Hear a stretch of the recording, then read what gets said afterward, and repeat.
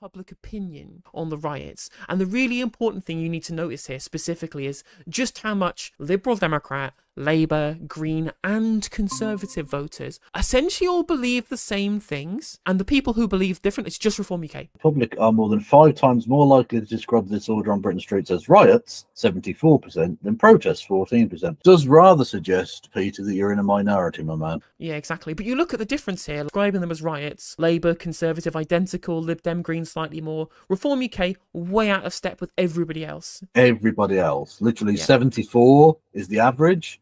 And that's been bumped down because of 54 Reform. Exactly. And then you scroll down to the next one. Every single one of these things, you just see this gigantic outlier from Reform UK voters. Based on what you have seen and heard, which of the following statements closest to your views? The riots are mostly born out of blue, legitimate concern for those who worried about immigration in the UK. Turquoise, I suppose, far-right ideology and racism. Red, a desire to engage in violence, looting and criminal damage. Naturally, the far-right one, 11. Compared to the nearest one, which was 24 for the Tories, 32, 42, 56 for the Green Party. Like 11% of them said it was the far right and racism. You see, like the 56% of them. 56. That's more than double the number of Conservative voters who thought the same way. Conservatives are basically very similar to the Labour Party voters in this regard, right? Like it's just crazy how different the Reform on everything. These people are. Do you know when I talk about like the mainstream conspiracy theorists and our Reform UK voters? They've been bought in by this stuff about World Economic Forum and Klaus Schwab and George Soros. It's because they're in a giant conspiracy bubble. Look at this. Look at these numbers. Like, so red is the people involved in the riots are quote unquote real Britain, and the blue is the people who have helped to clean up after the riots are the real Britain. 31% of Reform said that the rioters, actually the fucking question says riots, so it's not even being couched as a protest. That literally a third of them said riots, which again is more than double every other political party.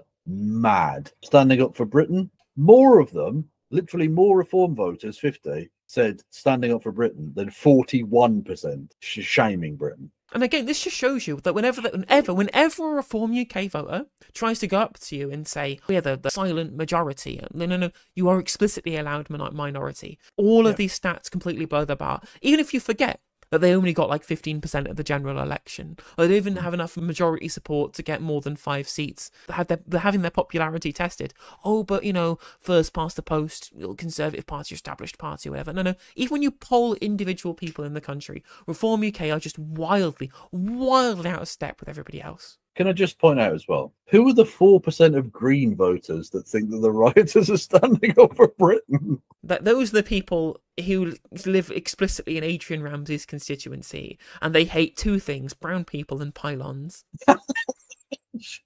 Joke.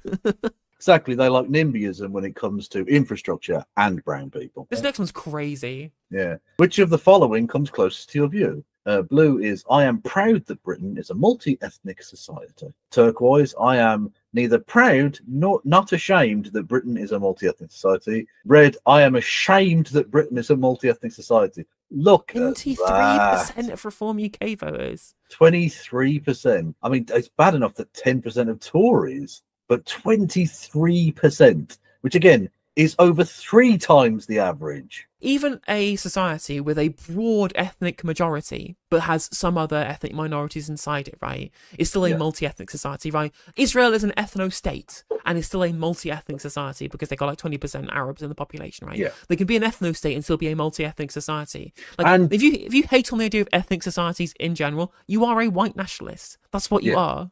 Yeah, and not just that, but this puts paid to the lie of them being against multiculturalism. Because I get the argument that it's not about race. We want people to assimilate into a culture. I don't like that bullshit, but at least that's like peaceful. You're not necessarily being racist or whatever. Well, whereas these people are literally saying, based on their ethnicity, I am ashamed that we have anyone else but white Anglo-Saxon Protestants. Yeah, literally. That's wild. It's crazy. What's interesting as well, the Lib Dem and Green numbers, ethno-nationalism, right?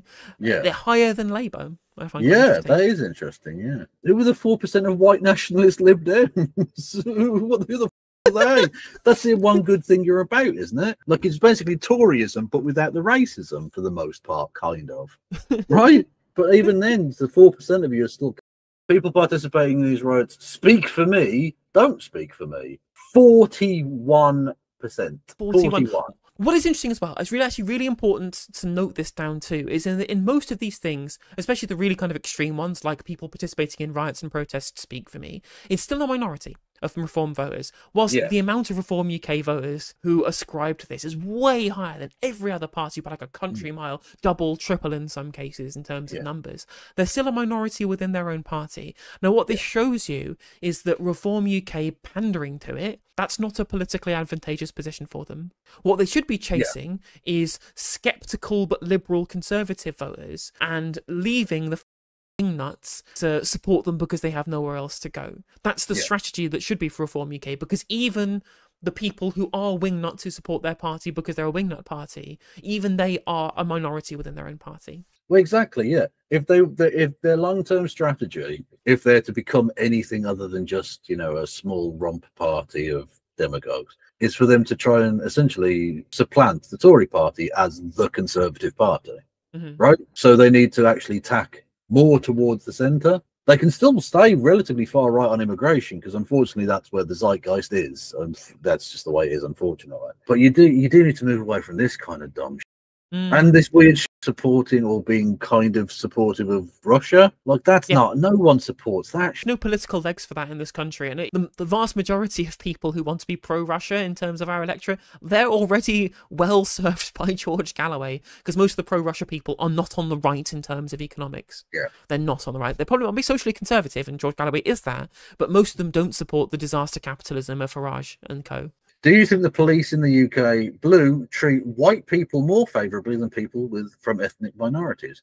Purple, treat people equally regardless of their race. Grey is don't know, and red is treat people from ethnic minorities more favourably than white people. 47. So basically, half of Reform voters think that the police treat ethnic minorities more favourably than white people. This two-tier policing meme the people on the right are trying to spread here, literally no one believes this apart from Reform UK. The vast majority of Tories either believe that the police are being even-handed, because of course they do, or they believe the truth, which is that white people get a better treatment from the police than I think we know minorities the institutional racism in the police is rife. We know this. Jesus Christ, these people. A, they're not a silent majority, and B, they're way, way to the right of the average. Way to the right. Exactly. Again, the stark difference between Reform UK and the Conservative Party, this is the wedge.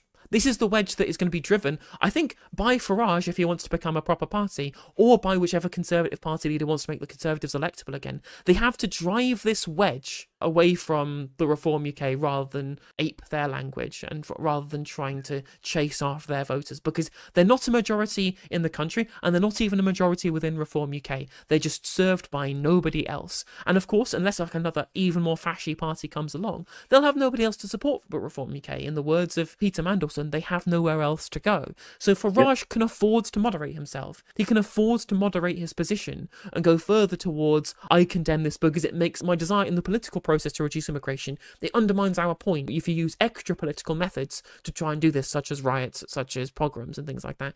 But he doesn't do that. And it just shows me that he's not as canny a political actor as many people try and point out that he is. He's rhetorically gifted. He's charismatic, but as a political strategist, I think he's got some work to do. 100%. Yeah, he's not the long-term leader of this political movement, basically. Otherwise, it dies. It dies with him, which I sort of hope it does, I guess. If they're to actually have a long-term future, they need someone who can hide the power level way better than this. 100%. No, thank you for bringing that to my attention. That was...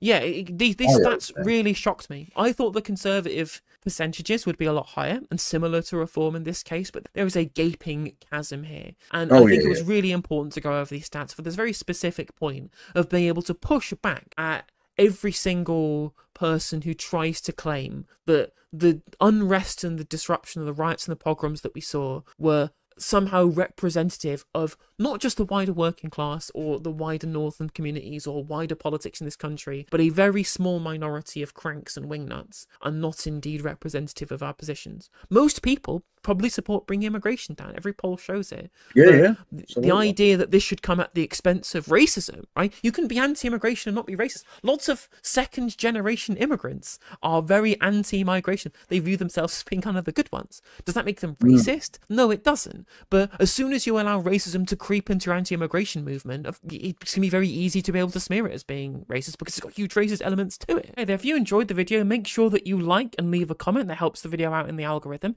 If you subscribe and ring the bell, it'll let you know when I go live. I stream every day on YouTube and Twitch. You can also follow all of my socials down in the description. And if you want to support me in a more financial manner, there's a join button for membership to just 99p to be a member on YouTube, as well as a Patreon, and there's some merch there as well. And hopefully I'll catch you on the next video. Take care.